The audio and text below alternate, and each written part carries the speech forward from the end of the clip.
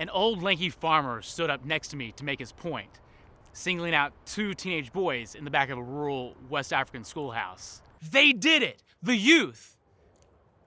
The force and passion expressed by the old farmer created tension in what had been a seemingly pleasant conversation.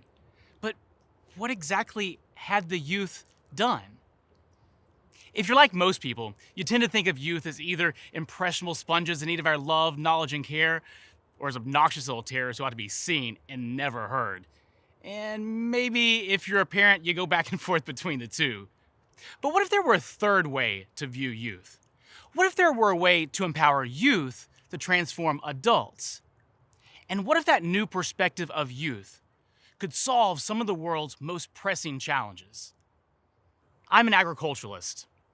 I grew up on a cattle ranch in West Texas as a product of school-based agricultural education, even serving as national president of the Future Farmers of America. I never had a desire to be in education or youth development.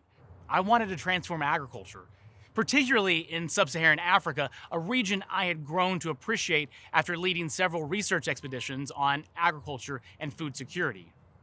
But in order to pursue this, I would be taken down a path that reshaped the way I viewed youth by connecting a 100-year-old idea in agricultural education to a modern theory of behavioral economics by a Nobel Prize-winning economist. And it would all somehow collide in that rural West African schoolhouse, which I'll come back to in just a moment. The story begins when America was little more than a developing country of struggling farmers just over 100 years ago. Imagine the scene. Droves of angry farmers with pitchforks arriving on campuses of land-grant colleges, accusing the government of spending their tax dollars to turn their sons into scientists rather than better farmers. One man, Rufus Stimson, president of what is today the University of Connecticut, heard the legitimate concern behind the farmers' anger. As a pragmatist who had studied philosophy under William James at Harvard, he believed that agricultural research developed at the university ought to directly benefit farmers. He had an idea. So in 1908, he resigned as college president to become a high school agriculture teacher to test out his new idea, what he called a home project, to diffuse agricultural innovations into rural communities through youth while simultaneously giving them an opportunity to learn by doing. The idea was straightforward. The college trains the teacher in science-based agricultural practices, the teacher trains the student through a public school, and the student demonstrates the improved methods through a home project on their family farm. When we think of knowledge transfer, we tend to think of adults teaching youth. But this is only really true of established knowledge and tradition, such as mathematics or even religion. It's not necessarily true of new ideas or technologies, such as a social media platform, a social justice cause, or even a new agricultural crop. Just think of all the new technologies your own kids have shared with you. Sharing new ideas, however, doesn't always lead to behavioral shift or adoption of new technology. This is where something in Stimson's methodology was different. His and other youth-centered agricultural programs were leading to widespread adoption of better agricultural practices and technologies across the United States. Youth seemed to be the magic ingredient, but why? The field of behavioral economics, as developed by Daniel Kahneman and Amos Tversky, may shed some light on this question and present us with an opportunity to shift the way we think of the role of youth in the economy. To better illustrate this, let's have some virtual audience participation. Of the following, which do you choose? Take 45 cents for sure, or flip a coin and win $1 on heads and nothing on tails. Capture that answer in your mind. Second problem, which do you choose? Take $450,000 for sure, or flip a coin and win $1 million on heads and nothing on tails. Now capture that answer in your mind. If you're like most people, you chose the gamble of the coin flip in problem 1, but chose the sure thing of the $450,000 in the second problem. Why the switch up? Both problems share the exact same odds. In behavioral economics, the answer is reference point. Reference point is simply the status quo, or in this particular case, your current state of wealth. Few people know their state of wealth within a few $1,000s, and no one knows it within 45 cents.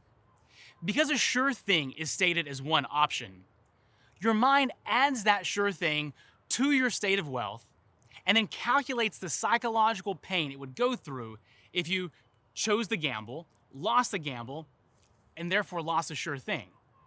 While losing 45 cents may cause you no pain, losing $450,000 probably would. That fear of loss drives you away from the gamble in the second problem to choose the sure thing of the $450,000. Would a billionaire and a homeless person choose the same responses to both questions? Of course not. They have different reference points. Now consider this problem. A new hybrid corn seed has been introduced to a rural community in sub-Saharan Africa. Scientists have tested the new corn at a research center and determined it can double the yields of the traditional variety without the use of additional inputs or change to farming practices. No community member has seen the demonstrations, and the two seeds look identical when compared visually. Let's call the hybrid seed a gamble and the traditional seed a sure thing. Based on reference point, who is more likely to adopt the hybrid seed? A 13-year-old taking an agriculture class in junior high school, or her father, a subsistence farmer feeding 8 children at home? Not only is the young person more likely to adopt the hybrid seed, she is also the best person in that community to share the new innovation with adult farmers in such a way that will lead to its adoption. But most interventions to diffuse agricultural innovations focus their attention on lead farmers rather than youth. A lead farmer tends to be more educated and slightly better off, resulting in a reference point that allows them to be early adopters. Imagine this represents the reference point of an average smallholder farmer in a rural community. From their perspective, a lead farmer is already above them, producing higher yields.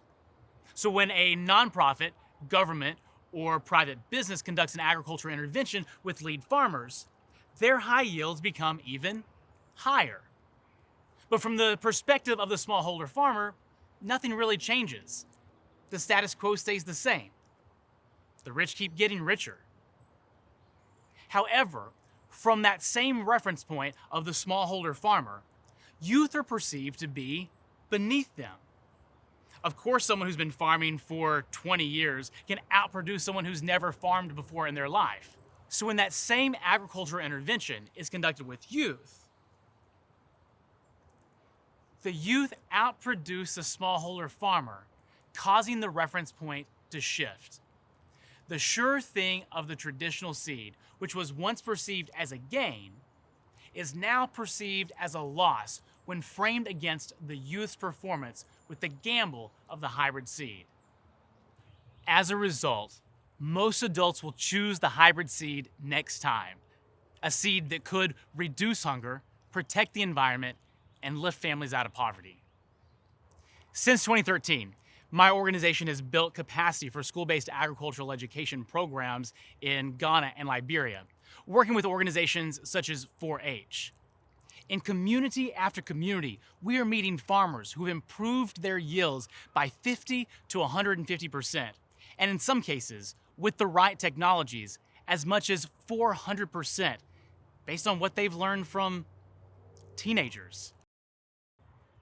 To bring greater rigor of evidence on this, we are partnering with economists from Northwestern University to conduct a randomized controlled trial on the efficacy of school-based agricultural education in Liberia.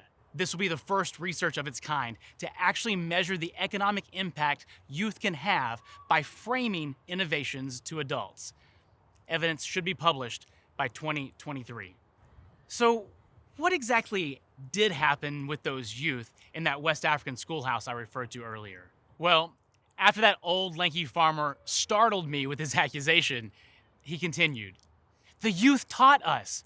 Previously, we were slashing and burning, but the youth taught us the conservation methods and how to use the better seed. We saw how well the school farm was doing, so we listened. Farmers then went around the room and began telling me everything they had learned from the school's youth.